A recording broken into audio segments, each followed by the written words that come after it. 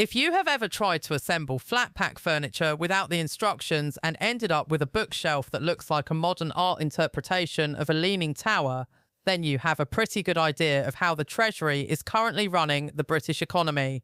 We are being told that the North is suddenly a productivity powerhouse, a northern engine so fierce it is practically outrunning London. But this week, a leading economist didn't just throw a spanner in the works. He dismantled the entire engine, looked at the parts and realised they were mostly made of cardboard and optimistic dreams. We are talking about a £45 billion rail plan built on data that suggests a sleepy suburb in Trafford has more accountants than it has floor space. It is a statistical miracle, or as we like to call it here at the British Report, a total and utter shambles.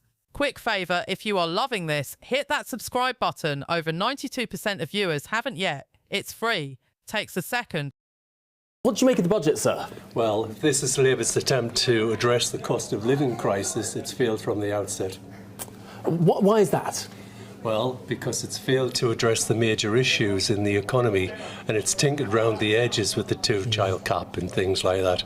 But at the end of the day, we need some bigger policies than just little tinkering. Let's face it, it's always the same, isn't it? You know, the working people get hammered, the people on benefits get extra.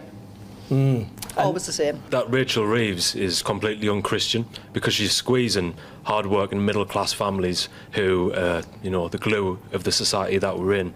And if we get rid of that, we're just going to spiral into demise. One of the things that we did hear from the Chancellor was this hope that things might get better in the future, that she wants to fix the foundations. Are you convinced? No, absolutely not. If we're going to be spending more on benefits, those people are out of work. They're going to be incentivised to be on benefits, so how are we going to become more productive? Good day to you. Welcome back to the show where we peel back the layers of Westminster's finest spin to find the cold, hard and often hilarious truth beneath. Today we are diving into the showdown between the Chancellor of the Exchequer, Rachel Reeves, and Paul Sweeney, the chief economist at the Data City. Reeves has been strutting across the north, promising a travel upgrade in a generation through the Northern Powerhouse Rail. But Sweeney has just popped her balloon with a needle made of actual facts, suggesting her growth figures are about as plausible as a politician's promise on election eve. So let us look at the plan. Rachel Reeves has announced a whopping £45 billion for the Northern Powerhouse Rail, or NPR for those who love an acronym that sounds like a radio station. The idea is to connect Liverpool, Manchester, Leeds, Bradford, Sheffield, York and Hull with faster, more frequent trains. It sounds lovely, does it not? Imagine getting from Leeds to Manchester without needing to pack a survival kit and a 3-day supply of emergency rations. It is being billed as the biggest travel upgrade in the North in a generation, aiming to unlock £40 billion of economic potential. The people, Hannah, I feel most worried about in this actually are sort of middle earners. And they've really had a tough time in this, whether it's, the loss around pensions or whether it's a change of rates around dividend if they're a smaller company or whether it's a change around the threshold levels. I really feel that middle's getting squeezed really quite hard. And isn't it in some ways kind of punishing ambition? Because if you think about perhaps women coming back into the workplace after having children, is it worth going for that promotion or pay rise? Or actually, I could work 3 days a week, I won't slip into the next tax bracket and spend a bit more time with my family. The complication of our tax system is forcing those decisions. Do I go above the VAT threshold? Do I work another 5 hours because of my universal credit? Do I go back and work, more than 3 days a week?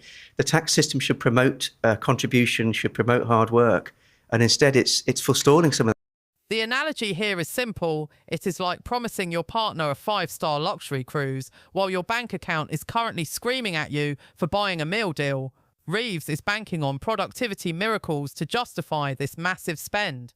She claims the North is finally waking up, but the data she is using to prove this is raising more eyebrows than a magician at a funeral. If the foundation of your £45 billion project is a set of figures that don't match reality, you aren't building a railway, you are building a very expensive monument to wishful thinking. Enter Paul Sweeney. Now, Paul is not your average glass-half-empty economist. He is the man who looks at the glass, measures the volume, and tells you the glass doesn't actually exist. He took a long, hard look at the official figures which showed Manchester's productivity growing 4 times faster than the national average since the pandemic. Specifically, one small area of Trafford apparently recorded a 21,000 increase in employment in just the legal and accounting sectors between 2019 and 2023. Sweeney did something radical. He looked at a satellite map. He pointed out that there is literally nowhere in this suburban area that could house 21,000 accountants. Unless they are all working in a very crowded garden shed or have mastered the art of physical superposition, it is a data error. It is like claiming you have a herd of elephants living in your spare bedroom. It sounds impressive until someone actually opens the door and finds a dusty treadmill and a pile of old laundry. This staggering improvement in productivity is starting to look more like a staggering clerical blunder. Now, you might be thinking, who cares if the numbers are a bit off? We still get the trains, right? Well, not exactly. Sweeney warned that making big decisions based on misleading data is like trying to navigate a minefield using a map of Disneyland. If the Treasury believes the North is already fixed and growing at record speeds, they might stop actual investment or misallocate funds where they aren't needed. Lock her up. Lock her up. Seriously, lock her up. This is no longer hyperbole. The fraud that Rachel Reeves and Slippery Starmer have committed on the British people is so egregious and sickening that the corrupted Chancellor should soon be sobbing behind bars. Because trust me, if this were a small C Conservative, their career would already be over and the police would already have come knocking. But even the regime media is starting to realise Reeves should be going to jail and that this corrupted anti-British government will fall. Indeed, the cabinet ministers who serve at the pleasure of Starmer and work alongside Reeves are starting to realise that she should be going to jail too, and this corrupted anti-British government will fall. So what exactly did this liar and cheat of a chancellor do? Well, here's the simple explanation from Reform UK's Zia Youssef. Lied again, and this lie could be the one that finally finishes her. We already know Rachel Reeves lied on her CV. She claimed to have been an economist at HBOS when she actually worked in the complaints department at Halifax. She lied about not raising your taxes and then battered you over the head with record-breaking tax rises last year. Now she's lied about a fiscal black hole to smuggle in huge tax rises again this year. In fact, Reeves has raised taxes more than any other chancellor in history, bar one, and she's only in her second year. And now we have hard proof that she lied about this fiscal black hole. The head of the OBR has publicly stated that on the 31st of October, the OBR told Rachel Reeves she faced no deficit at all. In fact, they told her that she had a surplus of £4.2 billion. Yet 4 days later, Reeves gave a speech in which she claimed, quote, productivity performance is weaker than previously thought. But it is already clear that the productivity performance that we inherited from the last government is weaker than previously thought. And, quote, this has consequences for the public finances too in lower tax receipts. And it has consequences for the public finances too, in lower tax receipts. Lower tax receipts, despite being told the opposite by the OBR a mere 4 days earlier. That is cold, hard proof that she lied. And the consequences of that are horrendous, especially given Starmer signed off on the black hole lies that now see her facing an ethics inquiry. Indeed, that is because Farage has written to Starmer's independent ethics advisor demanding he investigates over claims she misled the public. As Sweeney put it, the UK's productivity has totally flatlined for 15 years. This isn't just a boring chart for nerds. It is the reason why your wages haven't moved and why everything feels twice as expensive as it was 5 minutes ago. When the Chancellor uses implausible growth to push her strategy, she is injecting noise rather than clarity. It is the economic equivalent of a doctor prescribing you a marathon because they accidentally read someone else's heart rate monitor. It feels good for a second, but it is going to end in tears and a very expensive bill. Of course, the Office for National Statistics, the ONS, isn't taking this lying down. They have come out swinging, insisting they are confident in the data for Greater Manchester.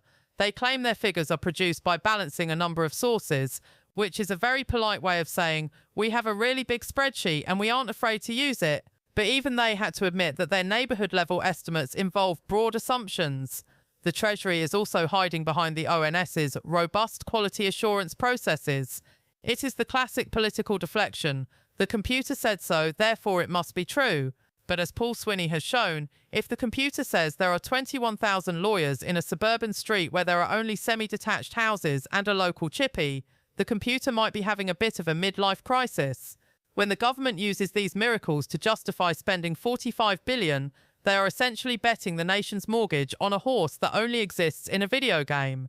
So has Paul Sweeney destroyed Rachel Reeves? In the world of intellectual honesty, he has certainly left her Northern growth strategy looking a bit threadbare. While we all want a better connected North, we probably want it built on the solid ground of reality rather than the shifting sands of a data glitch.